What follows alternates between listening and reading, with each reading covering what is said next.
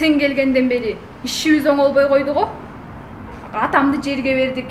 Насиядан башыбыз чыкпайт. Күп мейиним сага кайдан жолукту экен дейм да. Эже, үйдөгү жамандыктардын бардыгына мени күнөөлөй бересизби? Кайнежемдин ачуу сөздөрүнөн ушинтип коргонум.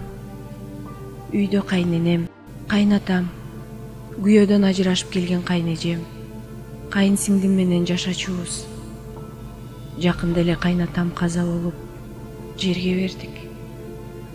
3 жылдан бери насия төлөп кыйналган күйөөм Нурбек атасын бул дүйнөдөн татыктуу узатам. Элимне дейт деп намыстанып, бирөөдөн үстөккө акча алып, карызга белчесинен батты. Үйдө Нурбек жалгыз эркек. Каржы жагын толугу менен жолдошум тейлейт. Кайын сиңдимди окутуп, оорукчан кайненемди жыл сайын санаторийге дарылатып турат. Секелек кезимде чоң үй бүлөдө жашасам деп кыялданчумун. Анткени кичине кезимде эле атам каза болуп, апам мени жалгыз тарбиялаган. Нурбек жакшы адам, элбек, адамгерчиликтүү. Башкысы мени сүйөт. Бирок ушундай кайын журтка туш келем деп 3 уктасам түшүмө кирбептир. Башында анча билинген эмес. Кийинчерээк ар биринин өзүнчө кылыктары чыга баштады.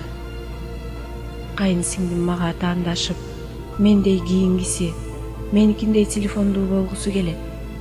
Мен жаңы кийим алган сайын үйдө ызычуу. Урматтуу кыргызстандыктар, бүгүн Сооронбай Жээнбеков жана Райымбек Матраимовдор үй бүлөлүк кланды түзүп, кыргыз элинин келечегине балта чапканга аракет кылып жатышат. Булар журналисттерди уртокмокко алып, кыргыз элин жок кылгысы келип турат. Саясий репрессиялар күчөп жатышат.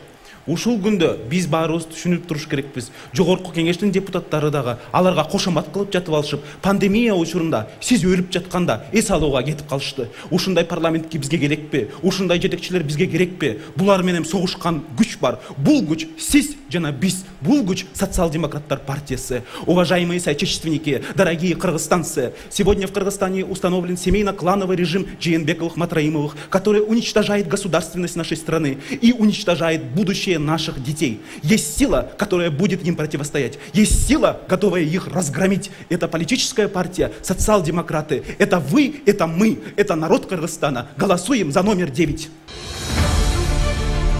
Өлкө үчүн, социал-демократтар үчүн номер 9.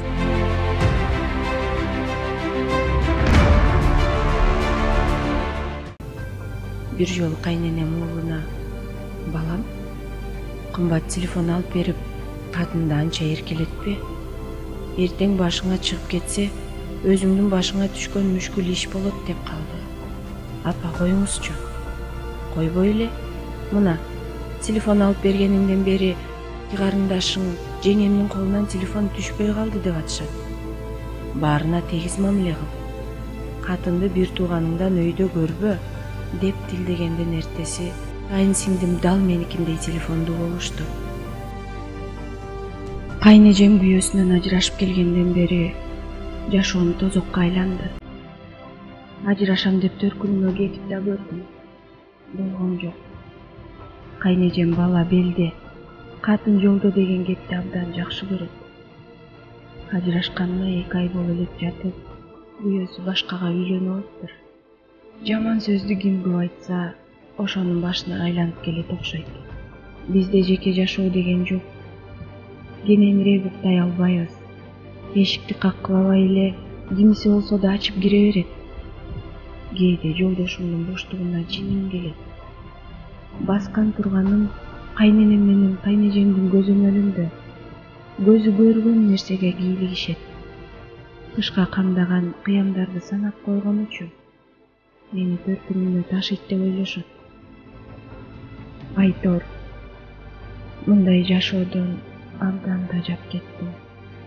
Эгер бөлүнөбүз десек, албетте, кайненем баласы экөөбүздү ажыраштырып танат.